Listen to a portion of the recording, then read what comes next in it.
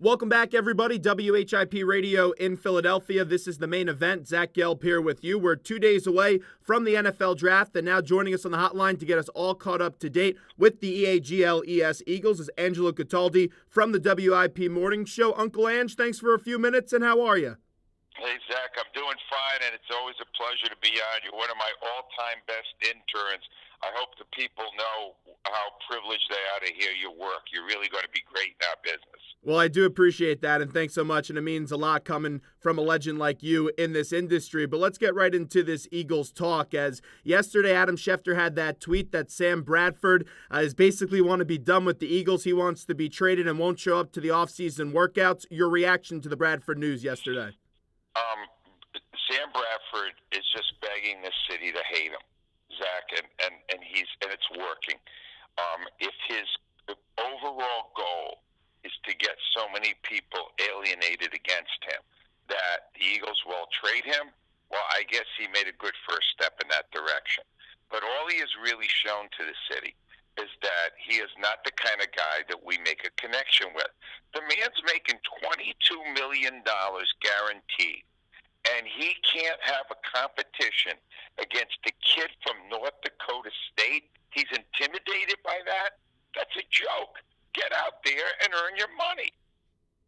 He's absolutely soft, and I've never been a big Sam Bradford fan. I was against the move last year when they brought him in, and I've never really liked him. And I just take a look at him. He's done this his entire career. He's just taken money from the Rams, and now he's taking money from the Eagles, and he's not going out there. He's never had a winning season in his career, and he can't stay healthy. This is not a good relationship, though, right now, and I take a look at it, and you've been around a long time. I don't care about Sam Bradford's feelings because, quite frankly, my feelings were hurt at times last year seeing him be the quarterback of the Philadelphia Eagles. How does this thing play out? Because there's one thing for a player to say, hey, I want to be traded and I won't show up to the voluntary workouts. But come this September, is Bradford on this roster, Angelo? No, he is not. He's going to be traded. Wouldn't shock me if he's traded sometime in the next few days. I know the Eagles have said he's our starting quarterback, blah, blah, blah. But no, I think the Eagles are just trying to get some value for him when they've made the kind of commitment. Now, no matter what happens, all right, minimum, they're going to be losing $11 million on the salary cap for this season. That's a guarantee. They've already given him that kind of a signing bonus. That'll be applied to the salary cap for the year. That's not even the issue anymore. The Eagles' overall goal, the way I'm reading it, is to turn the clock back to 1999. And what that requires is a makeshift quarterback, Chase Daniel, kind of teaching the system to the new kid, most likely Carson Wentz. There's no need for Bradford to be part of the equation. Bradford was originally re-signed because the Eagles were not sure they'd be able to make the move they were able to make last week. Once they made the move, Bradford becomes excess baggage. And his attitude is only going to make him move quicker. I think the Eagles are going to find Denver, New York Jets, somebody like that. It's going to need a quarterback and be willing to give them a second-round pick. Now you're going, wow, second-round pick? I asked Brian Billick on our show today. The guy has been in football for 30 years. He's got a Super Bowl ring, former coach of the Ravens. And I said, would you give a second-round pick for Sam Bradford? Zach, he didn't even flinch. He said, yes, I would. He's worth a second-round pick. Somebody's going to give him one, and then he's out. But if you're a GM, why would you give up a second-round pick? Because you sit there right now and you evaluate the situation and you look at it and you say, hey, the guy doesn't want to be there. You heard the Broncos call for him and the price was too high. Why would a team be willing to give up that much for a guy that really is unproven, has had a lot of excuses for him in this league? For the same reason the Eagles did it a year ago. Because when they look on film, they see a little twinkle of that greatness of 2010 when Bradford was the first pick in the draft, Zach. There's something about him. He's the ultimate tease. You look at him, you saw the way he ran the Eagles for a few games in the second half of the season, and you go, what if I could capture that in a bottle and make that a regular thing? But the problem is with Sam Bradford, the minute he gets into that groove, an injury comes up, some problem occurs, and he's out of it again. I still think you're Denver, and you've got a really good team, but you don't have a quarterback. You can't convince yourself that Bradford would look better than anybody else you got under center. I think he's worth it. And I think that when push comes to shove, somebody's going to blink and give the Eagles something for him. By the way, what was his agent Tom Condon doing yesterday on Sirius XM? Because I just don't understand it. It made his client look really bad. Well, you're right. The only thing I can figure, my initial thought was, well, that's one of the dumbest things I've ever seen. He goes public with a trade request in a city that already doesn't really like Bradford. That's only going to make it worse. Condon's no dummy, though, Zach, and I got to believe that he thinks that he can create an atmosphere around Bradford that will force the Eagles to get rid of him. And I think, look, he's no dummy. Nobody does what he did unless they think it's going to get the result that they want. And the result is for Sam to play somewhere else. We're spending a few more minutes with Angelo Cataldi, who joins us from the WIP Morning Show. They had that whole trade that gets them into the second overall spot in the draft that really predicated this whole reaction from Sam Bradford, where his feelings were hurt and he wants out. When you first heard that trade, they gave up a whole lot. Do you like it, Ange? I didn't like it then, and I still don't like it now. They mortgaged 6 picks in the 3 rounds to get up to number 2 to take a kid. We're going to assume it's Wentz, because I don't think it's Goff. If it's Wentz, they're going to take a kid from North Dakota State with 23 games played at the 1AA college level. And you're meaning to tell me that you're positive that kid's going to be good. And there's one other red flag on this one, Zach, and it's that the fact that this guy, has already been hurt in his senior year. He already was only projected to go somewhere between 10 and 15 before the combine and the interviews. Now, how does he get from middle of the first round to the top of the first round? He interviews great. He's a terrifically intelligent kid, very articulate. Here's what I've experienced by that. Because you talk a good game doesn't mean you play one.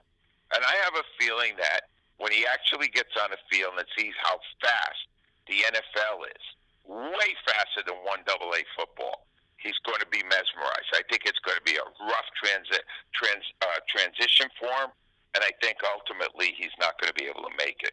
He may be a serviceable quarterback, but I don't think he's going to be the franchise quarterback the Eagles think he's going to be. And I agree with you. I don't love the trade either because I think either quarterback, Wentz or Goff, there's too many ambiguous traits about them, and they're so unproven. To me, it's not like you're getting an Andrew Luck where you knew it was going to be a slam dunk. So you know what I think? I've heard what you think. What do you think the majority of the callers that you had think about this trade? Are they in support of it or are they against it? Here's what happened on that. They want to believe that they're getting another McNabb. So initially they were in favor of it. They also like a bold move, and they like a quarterback. But, see, there's got to be a mixed feeling there because the more experts that step forward and say, boy, they just took their future and rolled the dice. And a lot of people are going, well, why do I have to do that? Why am I taking such a risk to be that much better? I'd say now it's pretty much 50-50. And when you added the demand by Bradford for the trade, Eagle fans now are all fired up again. It's like, get rid of Bradford, start the kid right away. Hopefully it'll be good. If not, we'll know he stinks, and we can fire Howie Roseman. Because really the whole story here is about Howie Roseman, who was the GM, got shipped out now to the other side of the building. Chip fails as the GM. They bring him back in. There is no one in our city, Zach, who has any faith in Howie Roseman to be a GM of the Eagles. And I think if there's a silver lining in this, when this fails, he's got to go. And also with Howie, you take a look at it, everything that Chip has done last year, they are completely erasing any file related to Chip Kelly in that NovaCare complex. Is Howie working in spite of Chip, Ange? Oh, God, yes. There's no question about it. Here's a great example of why. A year ago, Howie goes to an MIT symposium, and in it he gives a very compelling argument for why almost all the time when you trade up, it's a big mistake because you're losing more chips that you can play. It's such an iffy proposition, the draft. The more draft picks you have, the better. 1 year later, he trades 6 in 3 rounds over 3 years because he wants to move up himself. Now, tell me why he said he wouldn't have done it last year. Well, Chip had the power last year, and Chip was trying to do it for a lot better quarterback, Marcus Mariota, than Carson Wentz. Now, suddenly, Howie's got the power. Now Howie's going to show Chip how it's done because Chip failed to make the move. So Howie is doing a lot of what he's doing, Zach, to spite Chip Kelly, and that's a dumb reason to do stuff. Dumb. Really, the whole Howie Roseman situation, and you nailed it right on the head. It's so bizarre to me. I don't get how the guy gets taken out of his position, then put back in his position, moves his office back over, and now he's the head honcho. Why does Jeffrey Lurie just have so much blind loyalty to this guy? Because I don't get, like everyone else has been saying, why this guy was brought back to this position.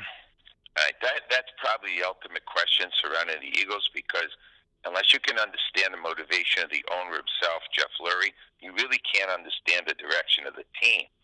This is my read, and I'm not inside the inner sanctum of the team. I think Lurie responds best to people who politic him well. And the one thing Roseman has done better than anyone during the entire ownership of Jeff Lurie is to ingratiate himself to the owner.